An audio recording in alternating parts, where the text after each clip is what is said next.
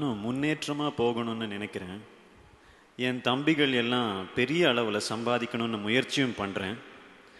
ஆனால் அவங்க புரிஞ்சிக்கவே மாட்டேன்றாங்க. டைம் போய்கிட்டே இருக்கு.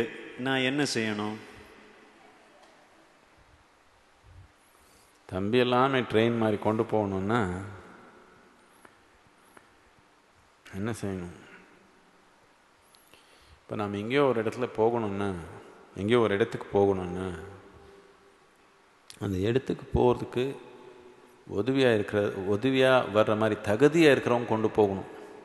இவன் நம்ம தம்பி, இவன் அண்ணா நான் கூட்டிகிட்டு போனால் வேற என்னமோ ஆகிடுவது. இப்போ நான் மலை மேலே ஏறணும், நம்ம தம்பி நொண்டிக்கால், அவனை கூட்டிகிட்டு போனா நாம் போக மாட்டோம், அவனும் போக மாட்டோம்.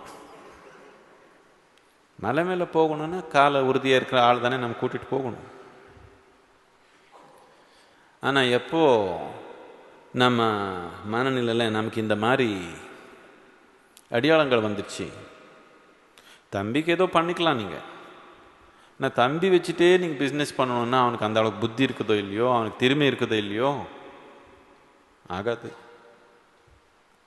ஒத்துவர் மாதிரி இருந்தால் வச்சுக்கலாம், இல்லைன்னா தம்பிக்கு ஏதோ பண்ணிக்கலாம். நமக்கு பிரியமாக இருந்தால் ஏதோ பண்ணிக்கலாம். ஆனால் நம்ம ஏதோ ஒரு செயலில் திறமையாக பண்ணணுன்னா அதுக்கு அனுசரித்து இருக்கிற திறமை இருக்கிற மக்கள் கொண்டு போதானே வேலை பண்ண முடியும். இவன் தம்பி இவன் அண்ணான்னு கூட்டிகிட்டு போக முடியுமா? நீங்கள் அக்பர் பீர்பல் கேள்விப்பட்டிருக்கீங்க.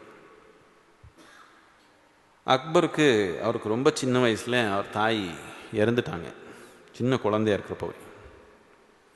இதனால அவருக்கு பால் கொடுக்கறதுக்காக இன்னொரு அம்மா வந்து பால் கொடுத்தாங்க. அந்த அம்மாவுக்கு இன்னொரு பையன் அதே வயசில் இருக்கிறான். அந்த அம்மா பால் குடிச்சு தான் சின்ன குழந்தையா இருக்கிறப்போ வளர்ந்தாங்க. ரொம்ப வருஷத்துக்கு அப்புறம் இவர் பெரிய மகாராஜன் ஆயிட்டாங்க. அவன் எங்கேயோ கிராமத்தில் இருக்கிறான். அவனுக்கு அந்த அம்மாவுக்கு ஏதோ கொஞ்சம் கொடுத்தாங்க. இப்படி மகாராஜ குழந்தைய இருக்கிறப்போ பால் கொடுத்ததுனால அந்த அம்மாவுக்கு ஏதோ ஒரு சொத்து கொடுத்தாங்க. இவனு வளர்ந்தா அந்த சொத்து வச்சுக்க முடியல, எல்லாம் தொலைஞ்சு போச்சு.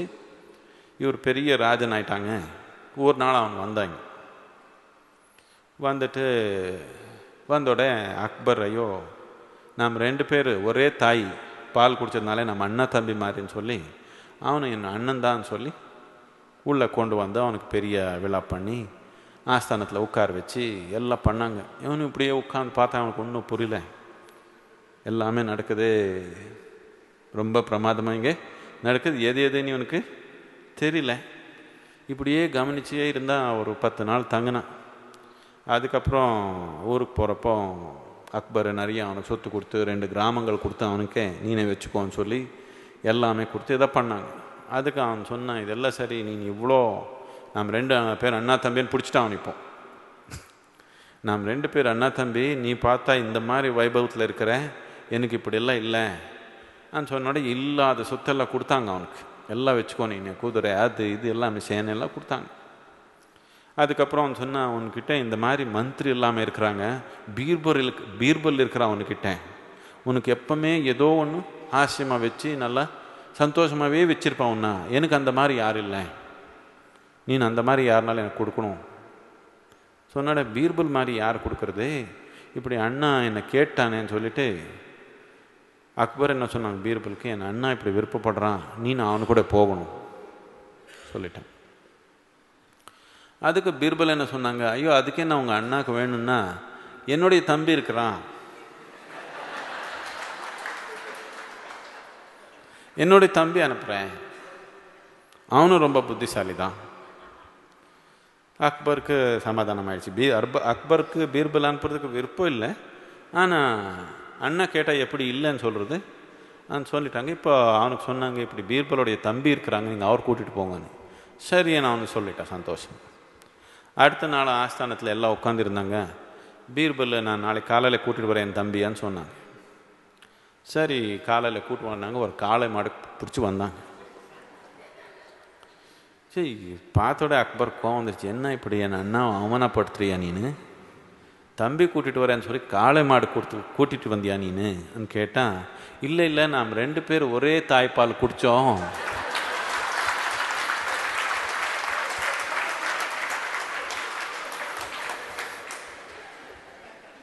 அதுலேயும் இவனு ரொம்ப புத்திசாலி. நீங்கள் எது கேட்டாலும் பதில் அவனுக்கு கவனித்து நீங்கள் கேட்டிங்கன்னா எது கேட்டாலும் அதுக்கு ஒரு பதில் வச்சிருப்பான். அவனு எது கேட்டாலும் பண்ணுவான், தலை ஆட்டுவான், பதில் சொல்லுவான், எதுக்கு இல்லைன்னு சொல்ல மாட்டான்.